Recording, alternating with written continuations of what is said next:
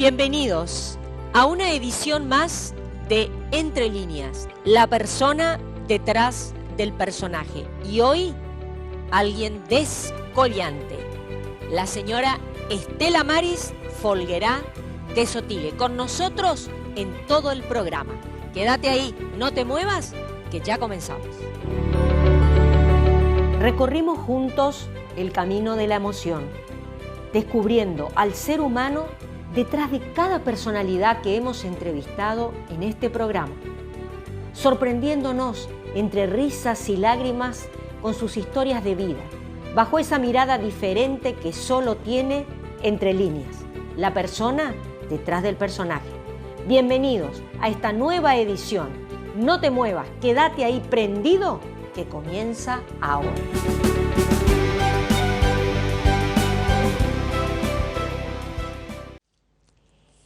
Es escultora, alumna de Miguel Niela y Tachín Gamarra. Pertenece al taller El Paraíso y también al taller de la Cofradía porque también es escritora. Es un ícono, un referente y una de las artífices del carnaval correntino. Estamos hablando de la señora, con mayúsculas, Estela Maris Folguerá de Sotile. ¿Cómo Marcela, estás, Estela? Bien, Marcela, y muy impresionada por tu presentación. Pero bueno, vamos a empezar diciendo que el 1 de diciembre del 2005 presentaste en una exposición de pesebres en el Museo de Arte Decorativo en Buenos Aires un pesebre que fue paradigmático, que se titulaba Belén fue en Corrientes. Quiero saber cómo fue esa inspiración, en qué te inspiraste y contame todo, porque yo sé todo, pero quiero que vos me cuentes. Bueno, ese pesebre tenía más de 130 piezas, todas eran esculturas de mediano porte que había hecho yo, y lo había planteado como si fuera un pueblo de Corrientes donde se había producido un nacimiento y el pueblo entero concurría a obsequiar a ese niño. Entonces todos los personajes que habitualmente conforman un pesebre católico, un pesebre navideño, estaban caracterizados, los caractericé yo como personaje de un pueblo de Corrientes. Ese pesebre está ahora en el Museo de Bellas Artes. Es parte del patrimonio de la casa, no es parte del fondo histórico, del fondo artístico, sino del patrimonio de la casa. Las 130 piezas donde había un carro, caballos, pozo, sapo, más mucha gente, empezando porque también estaba la partera de la Virgen María. Ay, por favor, qué cosa maravillosa. Fue un pesebre que me dio mucho placer hacer en su momento porque consulté a mucha gente, me entreveré con mucha gente para captar tipos. Y siempre cuento una anécdota. Cuando yo estaba trabajando la figura del guitarrero en el taller, la maestra Vilches me dijo, mirando para arriba porque los músicos vuelan. Y hablando con un músico que justamente ejecuta guitarra, me dijo, no, mirando el instrumento, el músico se esconde en el instrumento.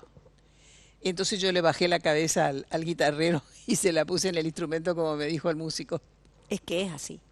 Te lo digo como hija de alguien que ejecutaba la guitarra siempre y le costaba un poco cantar y ejecutar porque miraba la guitarra y tenía que cantar y mirar el micrófono. Son dos instrumentos a manejar al mismo tiempo. La voz y la guitarra. Bueno, el músico le corrigió a la maestra Vilches la posición de la cabeza de mi musiquero del pesebre correntino. Ya te digo, ese pesebre está ahora en el Museo de Bellas Artes y mientras Pancho Benítez fue el director, sé que lo ponía todos los años. Para Navidad lo montaba al pesebre. Ahora no sé, hace mucho que no voy. A mí me cuesta mucho salir de mi casa después del encierro obligado, me acostumbré a estar dentro de mi casa y casi no salgo, casi no voy a ver nada. Y no he ido al museo últimamente, no sé si lo ponen o no, pero está ahí. Pero bueno, vamos a la otra faceta que me llama la atención y que empezó como un relato, ¿no? Empezó como un relato, como una carta, y se le fue agregando y se fue agregando detalles y se fue agregando y se convirtió en arroz viudo y papas pobres. El primer libro de Estela Maris que fue editado en la madre patria. Sí, bueno, Contame eso es toda un una poco historia. eso, cómo fue esa historia. Esa historia viene de los encuentros del siglo XX, esos encuentros familiares por televisión. Había un programa en el Canal Nou de Valencia que se llamaba Fulles Grogues, que en valenciano quiere decir hojas amarillas, donde se contaban historias antiguas, historias viejas, de valencianos. Dentro de la temática de ese programa vinieron a buscar, la producción exterior de ese programa, vino a buscar en la Argentina los rastros de Blasco Ibáñez, que están aquí en Corrientes, en lo que fue la Nueva Valencia, en la desembocadura del Riachuelo, donde ahora es la cabaña de Relats, y en Cervantes, en Río Negro, en Neuquén, donde puntos geográficos de la Argentina donde Blasco Ibáñez fundó 2 colonias, y a las que trajo familias valencianas. La de Corrientes, la Nueva Valencia, que se fundó en 1910 y comenzó a funcionar en 1911, entre las familias que vinieron, que fueron 60 familias que se radicaron allí, vino mi familia paterna. Mi abuelo, mi abuela, mi padre y mi tía, que eran niñitos de 5 y 4, 6 y 5 años. Se hizo ese programa con los descendientes de los nuevos valencianos y se encontró la producción exterior que vino a buscar el material con que quedaba una sola persona viva de los originales pobladores de la Nueva Valencia, que era mi tía, la hermana de mi padre. Entonces ella tuvo un prevalente lugar en la nota a que dio lugar toda la investigación de ese tema. Nosotros no teníamos ninguna relación con la familia que había quedado en España. Había un motivo familiar fuerte que se cuenta en el libro para haber interrumpido la poca que hubo, y también estaba el analfabetismo de por medio. Mis abuelos eran analfabetos, los que quedaron allá también. Esto parecía que quedaba muy lejos, el Atlántico se tragaba a los inmigrantes, a los emigrantes para ellos, desaparecían, los añoraban, pero no sabían cómo comunicarse. Pasaron 60 años sin que nosotros supiéramos absolutamente, o más de 60 años sin que nosotros supiéramos absolutamente nada, más que lo que mi abuela y mi padre y mi tía, que eran niñitos, como te dije, cuando vinieron, contaban, y era como una foto en sepia, una imagen congelada de un pueblo que quedó como cuando ellos lo dejaron. Muy presente en todas las conversaciones, pero congelado.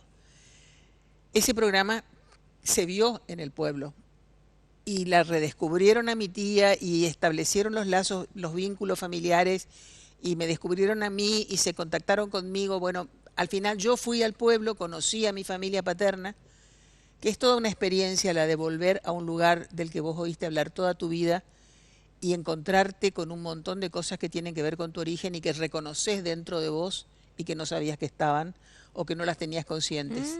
Es muy fuerte y muy importante como experiencia de vida. Así es. Para mí fue siempre digo, haber ido a ese lugar y haber ido después con frecuencia es un antes y un después. Pero lo que sucedió es que antes de que yo fui al pueblo y quedé vinculada con algunos miembros de mi familia. Y un primo mío, que es muy curioso de las historias de valencianos, me pide un día, porque era todavía por correo con matasello, no había mail ni nada, me pide que le cuente cómo fue la historia de nuestra inserción en Corrientes, qué pasó con los Folguerá en Corrientes. Yo le escribí una carta de 20 páginas. Y cuando él la recibió y la leyó, a continuación me llama por teléfono y me dice, esto tiene que ser un libro. Y, o sea, ese libro fue libro porque otros decidieron que fuera libro. Había que, por supuesto, agregarle mucha información a la carta. Y eso lo hice con ayuda de mi madre, porque ya no vivía mi padre, ya no vivía entonces mi tía, porque mi tía murió muy poco después de que se emitió el programa. Con ayuda de mi mamá yo reconstruí muchas de las cosas que sabía de chica y que habían sido el tema recurrente de las reuniones familiares en casa de mi abuela, donde no se hablaba castellano, se hablaba solamente valenciano. Y bueno, fue libro y se editó en Valencia. ¿Y por qué arroz Bueno, Viudo y papas pobres. Después se reeditó en Corrientes, ya corregido y aumentado, porque la primera versión se limitó a la historia de mi familia y la segunda sí, yo ya contextualicé históricamente el hecho y política y socialmente el hecho, tanto de la inserción de la colonia o como proyecto sustentado por el gobierno de Vidal, como la caída de la colonia ya con el gobierno siguiente. Arroz viudo y papas pobres son dos platos de pobre, como su nombre lo indica, que eran frecuentes en los menús de casa de mi abuela. Arroz viudo porque se cocinaba sin carne. Claro. Y papas pobres porque se cocinaban con muy poquito aceite y se las adornaba con pimentón. Ay, mira vos, qué cosa maravillosa. Qué cosa, mirá que me reventé el cerebro. ¿Por qué será amor, viudo y papas pobres? Arroz viudo. Perdón, arroz, viudo y papas pobres. Y Yo el decía arroz así, tiene ¿no? mucho que ver. Qué el cosa arroz maravillosa. tiene mucho que ver y tenía que figurar en el título del libro. No, porque en Valencia el arroz no, es porque la Nueva Valencia es el origen de la técnica de cultivo intensivo de arroz en Corrientes. Claro. Aquellos valencianos introdujeron el Introdujeron, sí. Eso lo sé porque visité Riachuelo, hice Riachuelo con otro programa. En esta zona el arroz ingresa con ellos. Con ellos, exactamente. Bueno, vamos a un corte, Estela Mari, porque esto está divino y ya volvemos con más Estela Maris Folguerá de Sotile.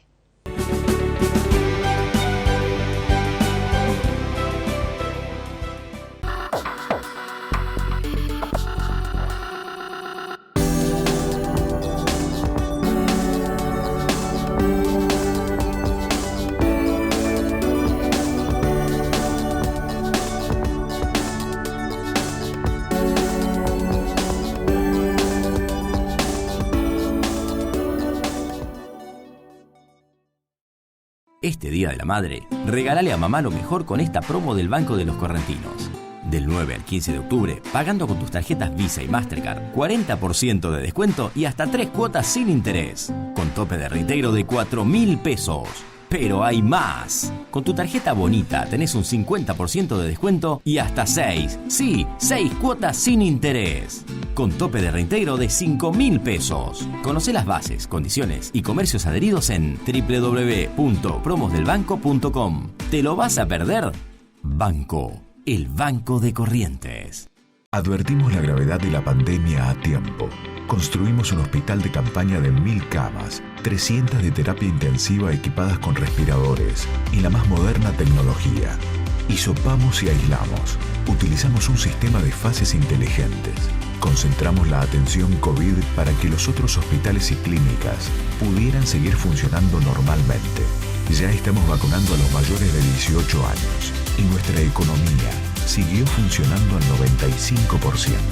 Entre todos, estamos luchando contra el COVID-19. Gobierno Provincial.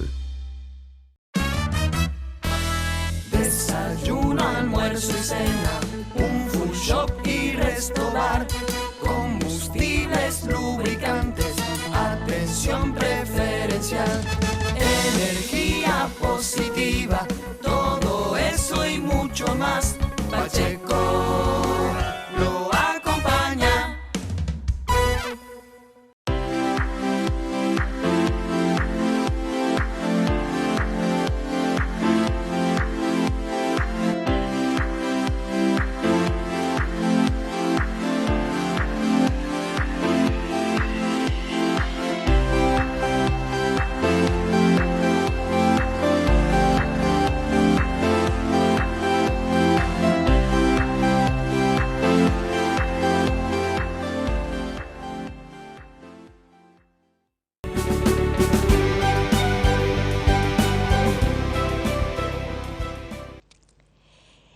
Y bueno, acá estamos con ella, que es un libro abierto, es una vida transitada y atravesada por la cultura, por lo artístico, por lo profesional, por la inteligencia, por lo brillante. Y como yo siempre digo, cuando una persona es brillante, hay cosas que no se pueden evitar.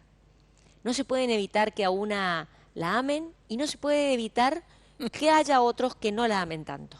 Pero eso se trata de hacer, ¿eh? Cuando uno hace cosas, pasa eso. Hay personas que están de acuerdo y hay personas que no. La gente que no hace nada pasa por esta vida sin pena ni gloria. Y ella hizo mucho, mucho. Así que seguimos, pero vamos a remontarnos allá, a su niñez, de la que recién habló algo, pero queremos profundizar más. ¿Cómo era Estela Maris de niña?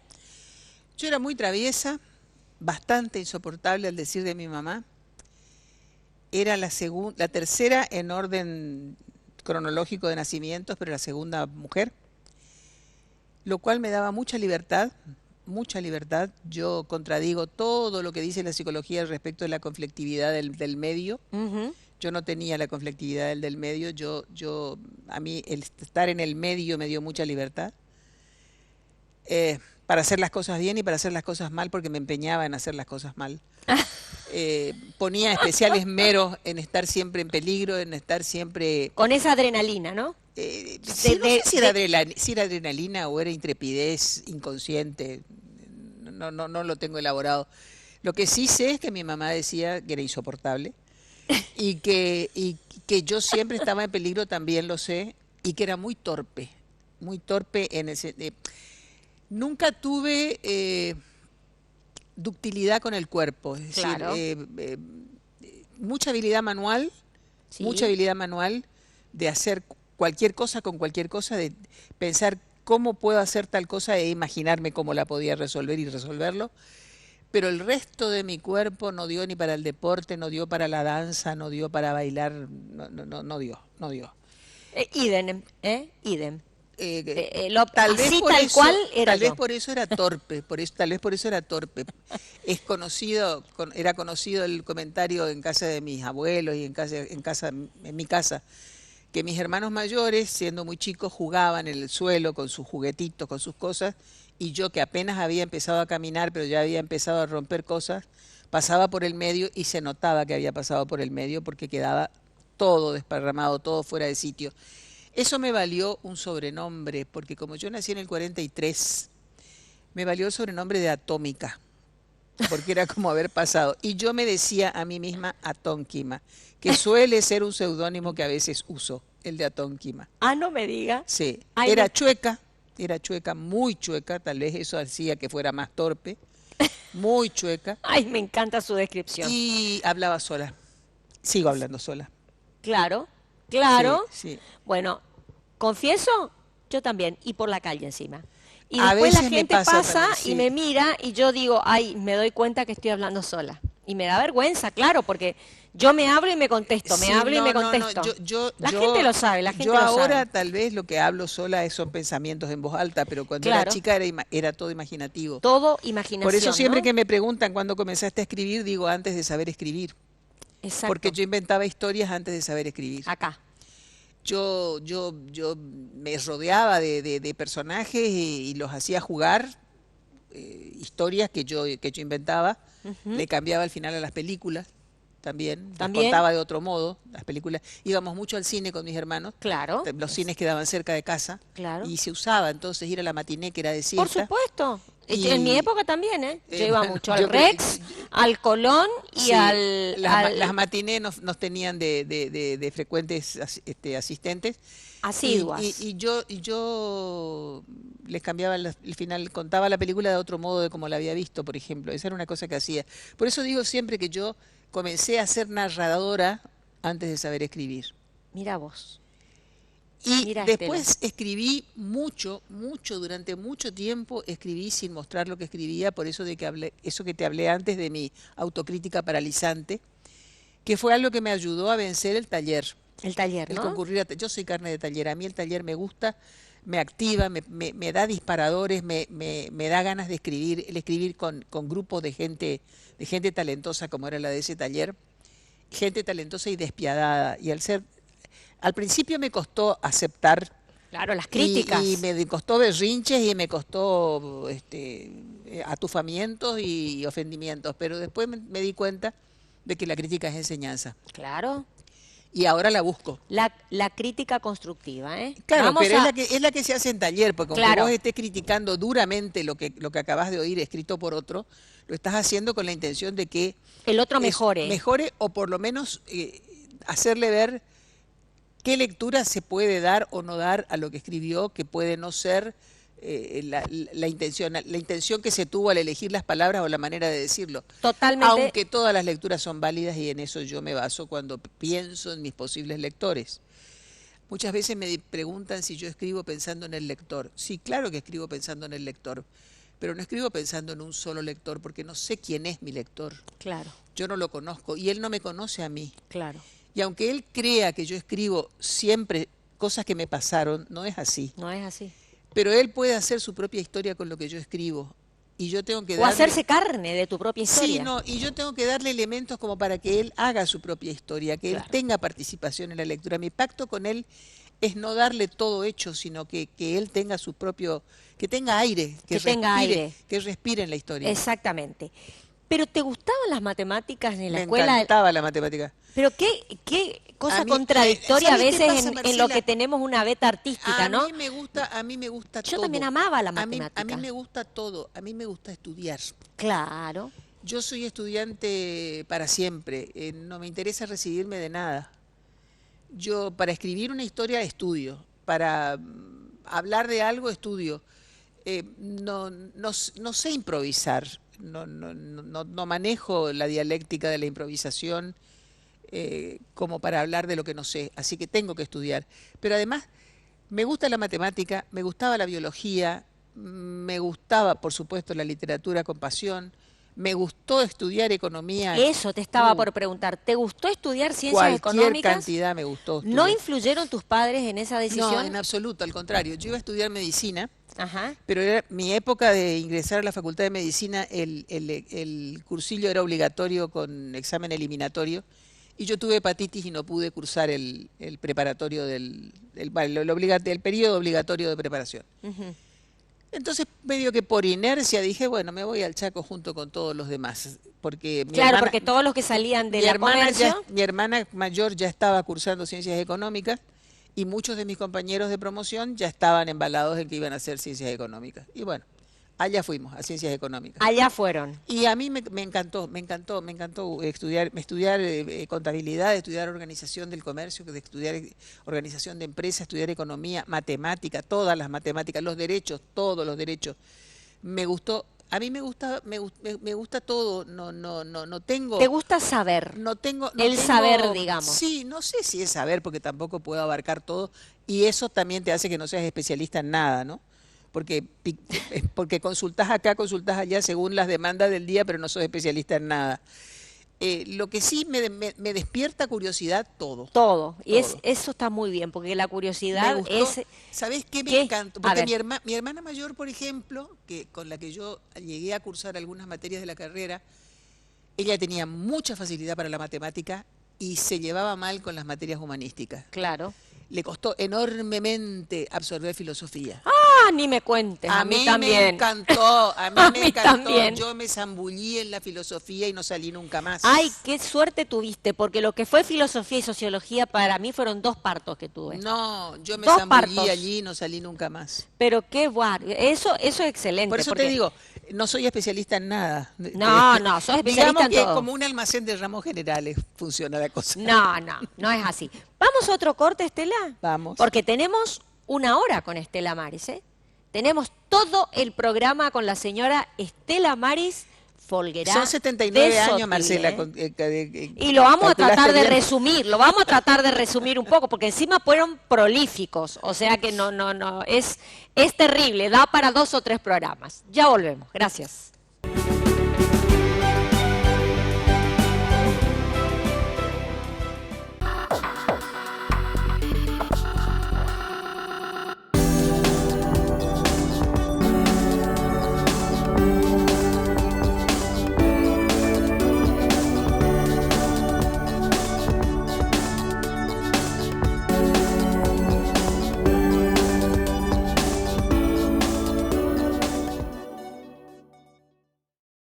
Este Día de la Madre, regálale a mamá lo mejor con esta promo del Banco de los Correntinos. Del 9 al 15 de octubre, pagando con tus tarjetas Visa y Mastercard, 40% de descuento y hasta 3 cuotas sin interés, con tope de reintegro de 4.000 pesos. Pero hay más. Con tu tarjeta Bonita tenés un 50% de descuento y hasta 6 cuotas sin interés. Con tope de reintegro de 5.000 pesos. Conocé las bases, condiciones y comercios adheridos en www.promosdelbanco.com. ¿Te lo vas a perder? Banco, el Banco de Corrientes. Advertimos la gravedad de la pandemia a tiempo. Construimos un hospital de campaña de 1.000 camas, 300 de terapia intensiva equipadas con respiradores y la más moderna tecnología. Hisopamos y aislamos. Utilizamos un sistema de fases inteligentes. Concentramos la atención COVID para que los otros hospitales y clínicas pudieran seguir funcionando normalmente. Ya estamos vacunando a los mayores de 18 años y nuestra economía siguió funcionando al 95%. Entre todos, estamos luchando contra el COVID-19. Gobierno Provincial. Desayuno, almuerzo y cena, un full shop y resto bar, combustibles, lubricantes, atención preferencial, energía positiva, todo eso y mucho más. Pacheco lo acompaña.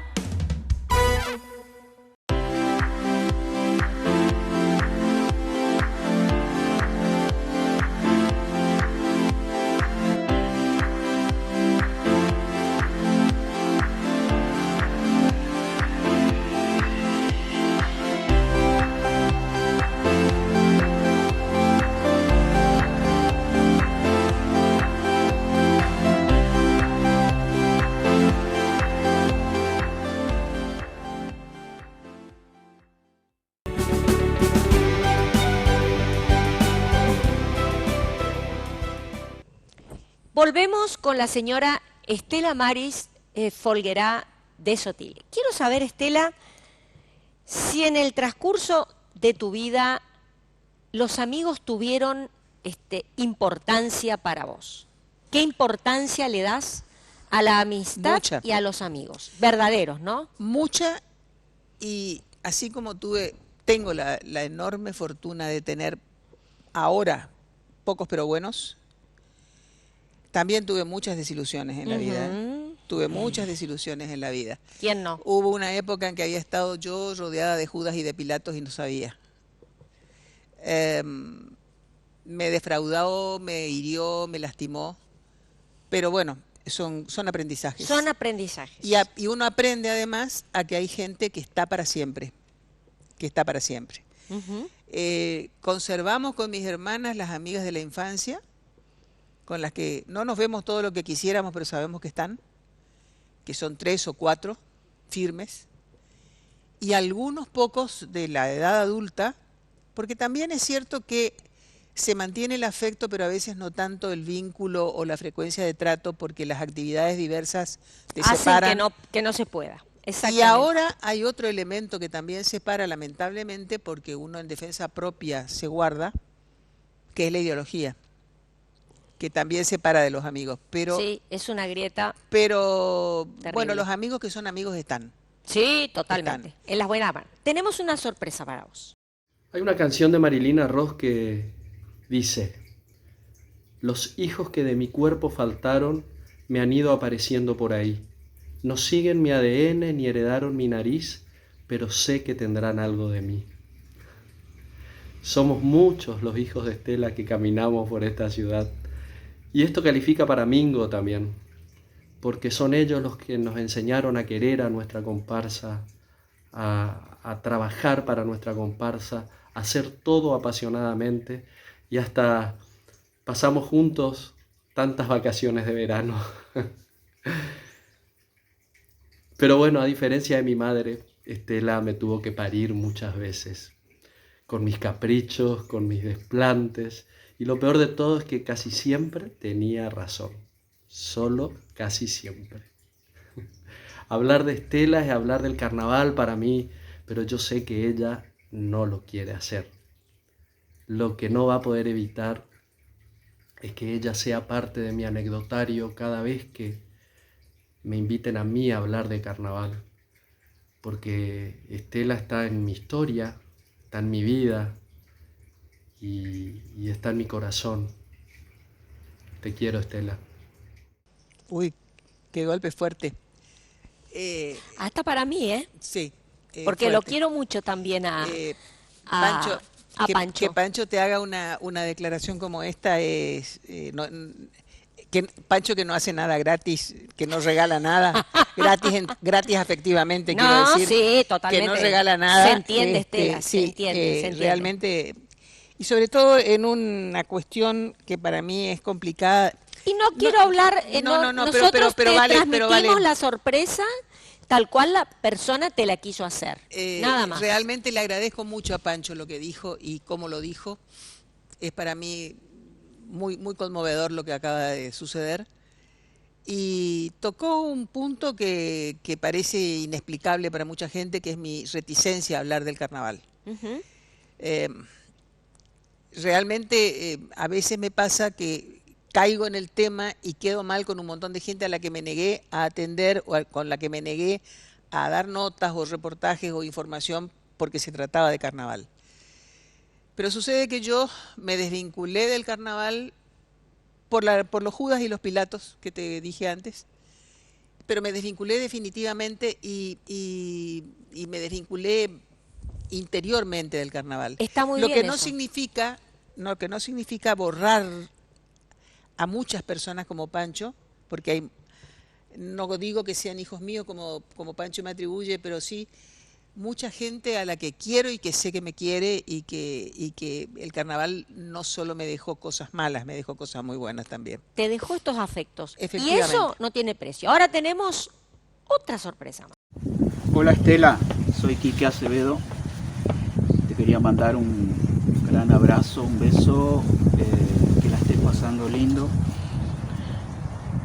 Pronto nos estaremos juntando a brindar con burbujas, como decimos, porque cada vez que tengo la oportunidad de charlar con vos es un aprendizaje.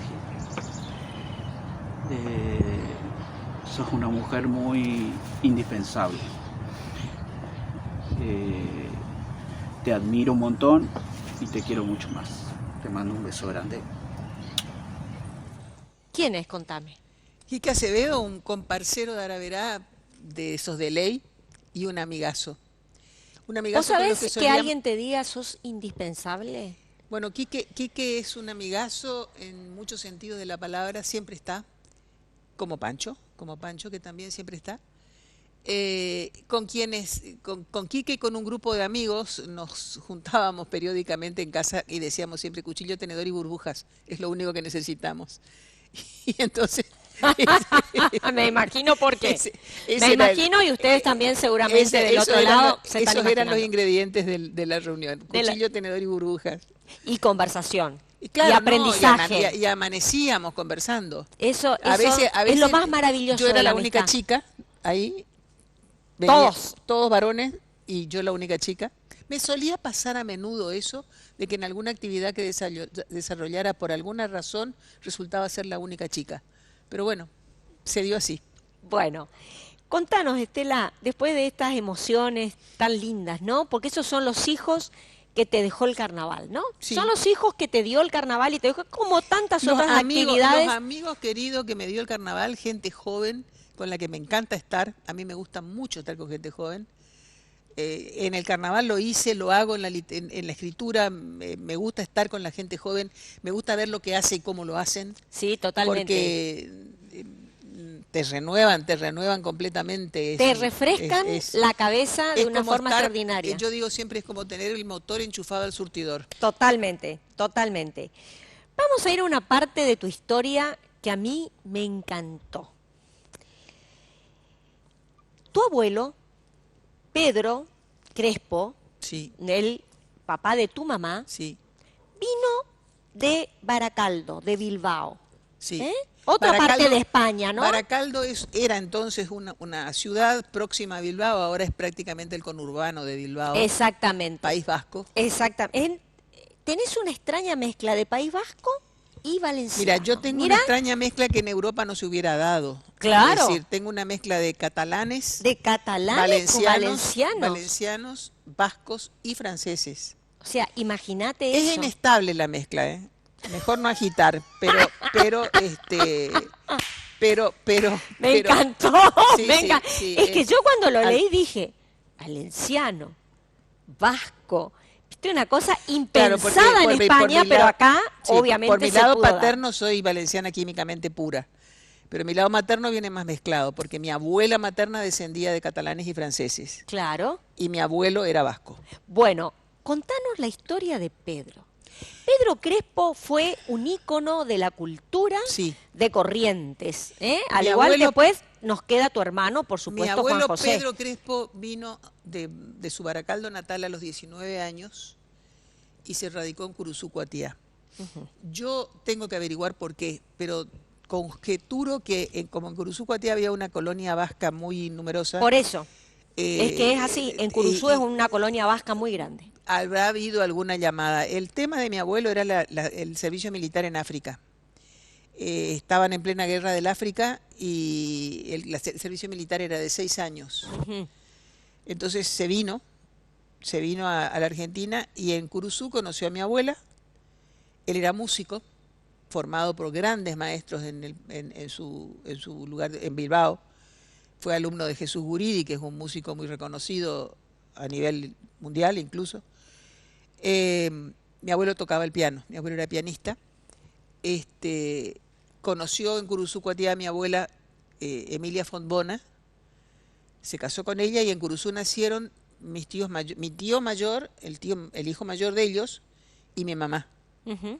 Por eso yo cuando se habla de Curuzú me pongo de pie como Mirta Legrand cuando se habla de Villa Cañas.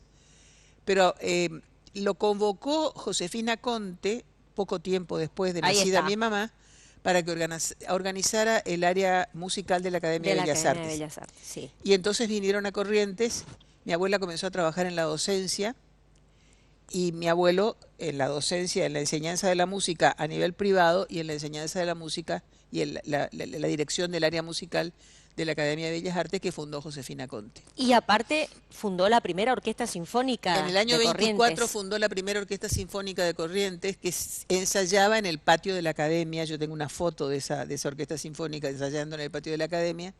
Qué reliquia. Y algunos programas también todavía guardó de las actuaciones de la orquesta sinfónica, que funcionaba como orquesta, tienen un nombre cuando son de sostenimiento privado, que no me acuerdo ahora cómo. Tipo mecenazgo, tipo Sí, sí. con músicos locales, Ujú, Y después dirigió la banda de policía a la que le dio formación sinfónica. ujú.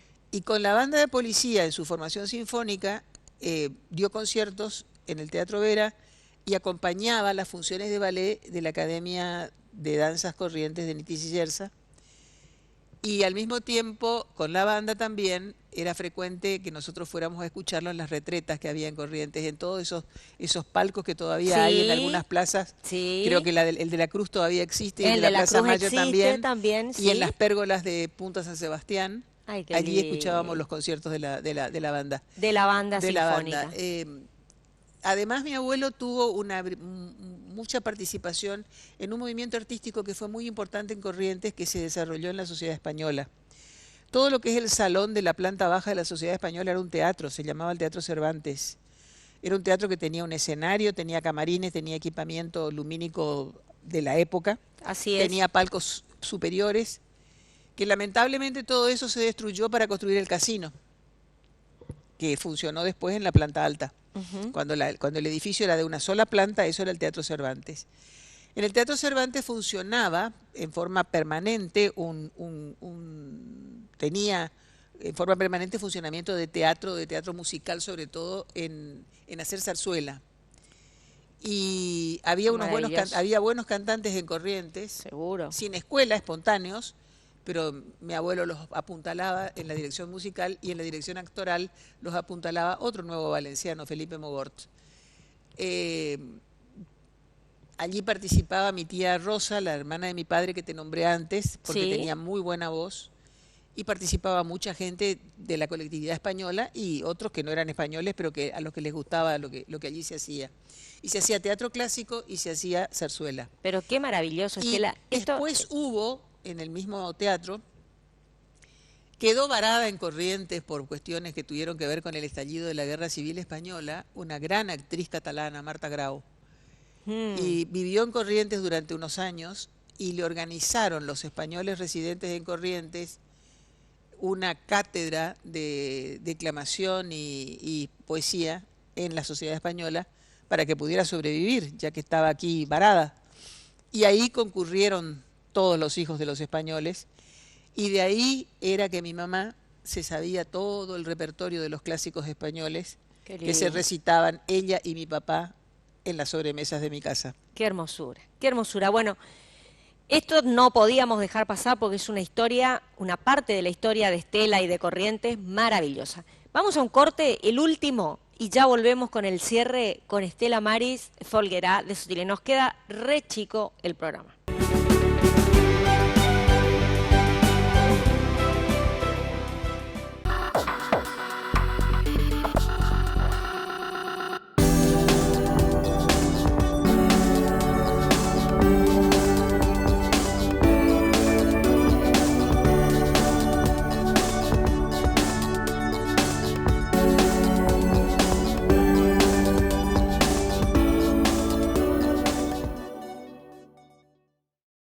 Este Día de la Madre, regálale a mamá lo mejor con esta promo del Banco de los Correntinos. Del 9 al 15 de octubre, pagando con tus tarjetas Visa y Mastercard, 40% de descuento y hasta 3 cuotas sin interés, con tope de reintegro de 4.000 pesos. Pero hay más. Con tu tarjeta Bonita tenés un 50% de descuento y hasta 6 cuotas sin interés. Con tope de reintegro de 5.000 pesos. Conocé las bases, condiciones y comercios adheridos en www.promosdelbanco.com. ¿Te lo vas a perder? Banco, el Banco de Corrientes. Advertimos la gravedad de la pandemia a tiempo. Construimos un hospital de campaña de 1.000 camas, 300 de terapia intensiva equipadas con respiradores y la más moderna tecnología. Hisopamos y aislamos. Utilizamos un sistema de fases inteligentes. Concentramos la atención COVID para que los otros hospitales y clínicas pudieran seguir funcionando normalmente. Ya estamos vacunando a los mayores de 18 años y nuestra economía siguió funcionando al 95%. Entre todos, estamos luchando contra el COVID-19. Gobierno Provincial.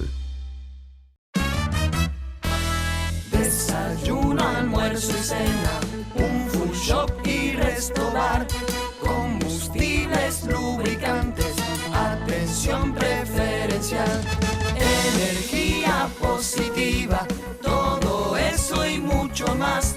Pacheco lo acompaña.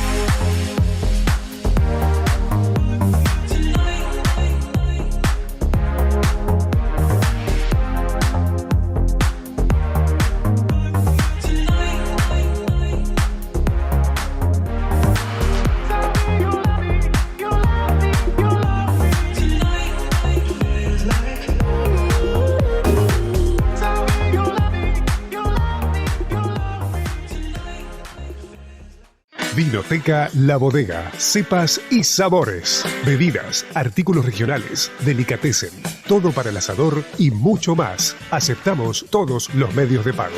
Vinoteca La Bodega, cepas y sabores. Seguinos en las redes y entérate de nuestras promos. Te esperamos en Santa Fe, esquina Belgrano, Irigoyen 1735 y en Centenario Shopping Corrientes.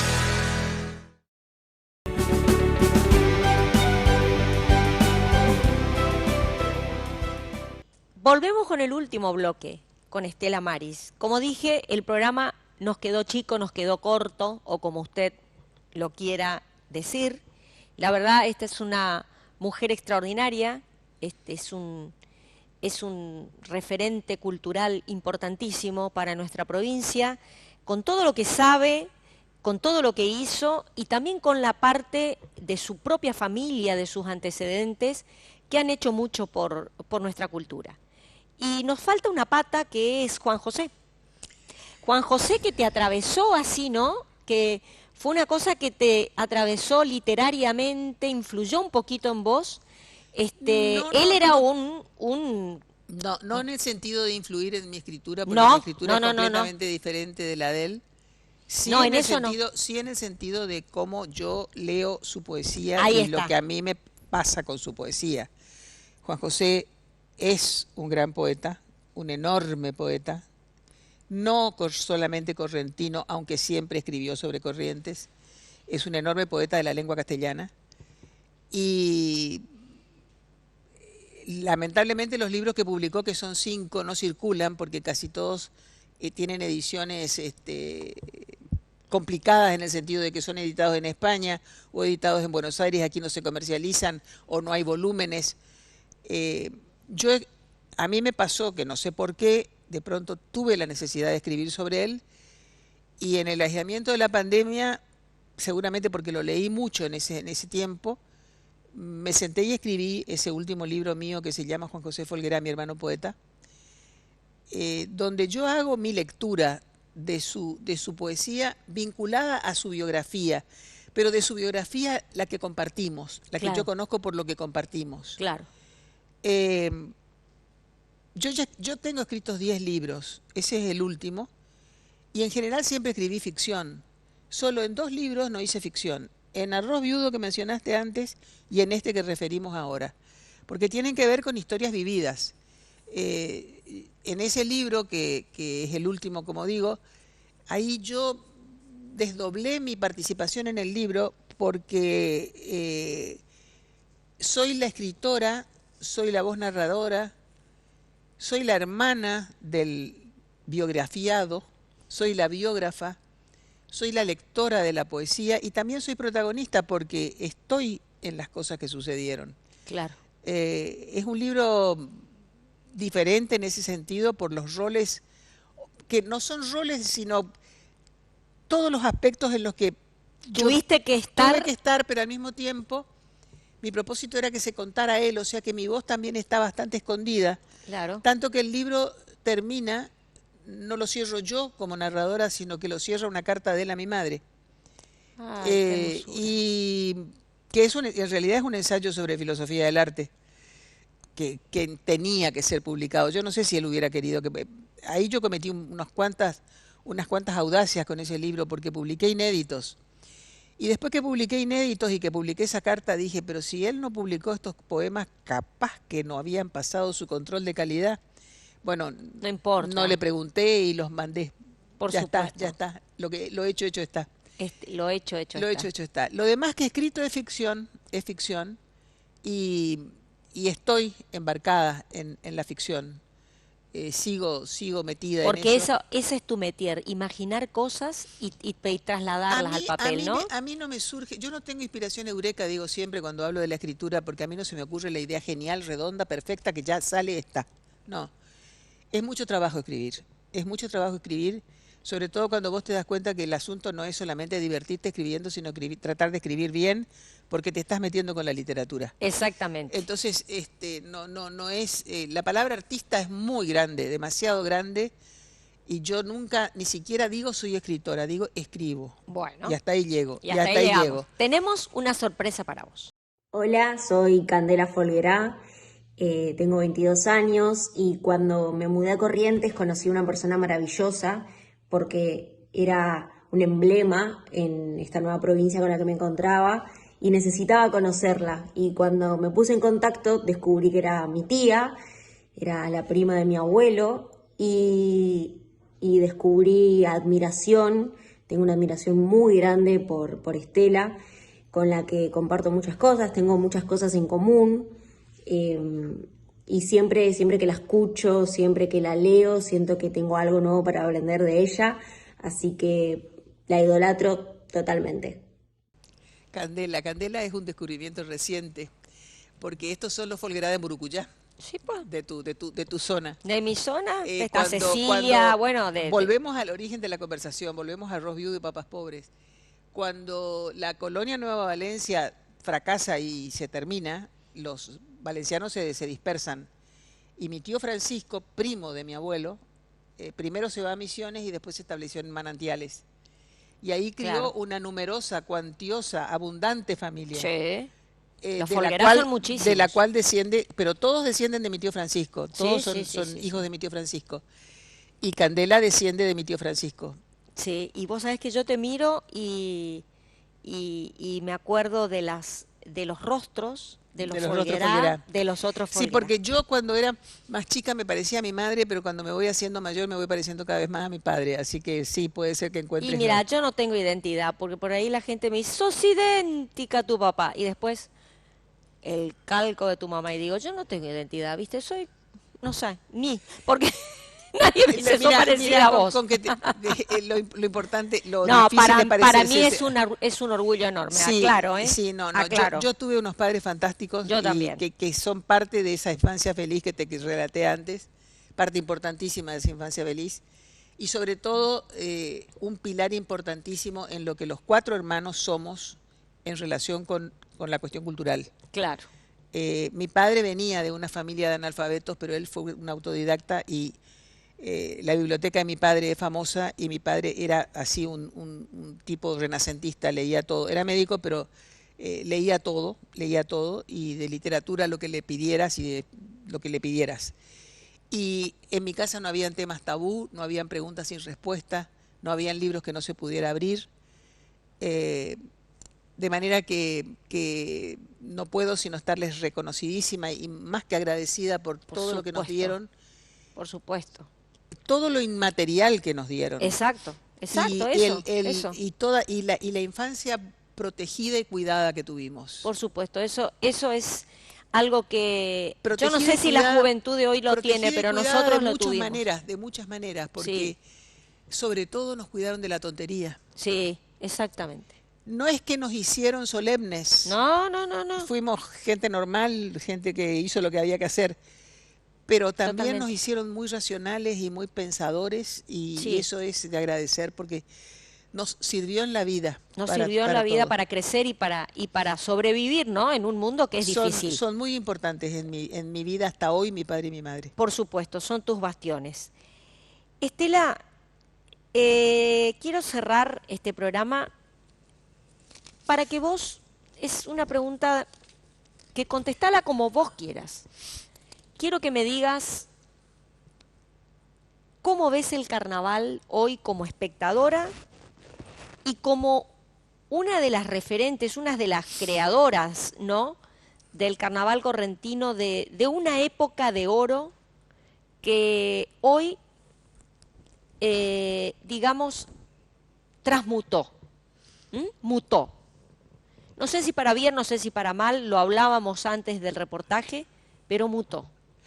¿Cómo lo ves vos Yo como creo- espectadora y yo- como una de las creadoras del Sí, no, carnaval? y además tuve otra mirada sobre el carnaval porque después que me fui de la comparsa, yo me incorporé al programa de Rafael Costa, donde hacía crónica de carnaval, y eso me puso en un mangrullo y me enseñó a mirar el carnaval de otra manera también y a ver cosas que nunca antes había visto ocupada en mi tarea. Yo creo que al carnaval le hizo mucho daño, lo hirió de muerte la privatización. Ujú. Estoy convencida. El hecho de que el Estado se desentendiera de algo que es un acontecimiento cultural importante y espontáneo, en el que la gente trabaja gratis. Ujú. La mayor parte, el 99% de la gente que hace el carnaval trabaja gratis. Ujú. Entonces hay demasiadas contradicciones que trabajen gratis para lo que es un proyecto empresarial.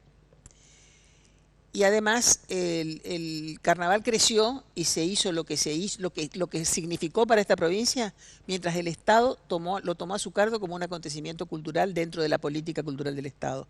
Cuando se desentendió de él, comenzó a declinar, comenzó a achicarse, comenzó a dejar de ser popular porque los precios se hicieron inaccesibles.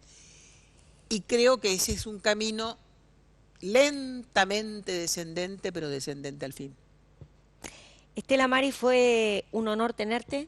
Muchas gracias, Yo Marcela, estoy por el muy tiempo que me diste. agradecida, muy agradecida. Para mí esto fue un un desafío terrible tener que entrevistarte, porque entrevistar a una persona tan brillante es todo un desafío, pero soy muy agradecida con vos por haber estado. Uno tiene por ahí pocas oportunidades de entrevistar a personalidades tan descollantes y bueno, esto para mí es un honor tremendo, como te lo dije. Mucho, Marcela, no es para tanto. Vos te achicás y yo no te agrando, yo te pongo en el lugar que vos te mereces. Bueno, muchas gracias. Muchas gracias. Muchas gracias a vos por el tiempo que me dedicaste. No. Y por el tiempo de la audiencia. Gracias a vos. Hemos terminado con este reportaje enriquecedor y también emocionante. Te espero en la próxima edición de este programa, tu programa, Entre Líneas, la persona detrás del personaje.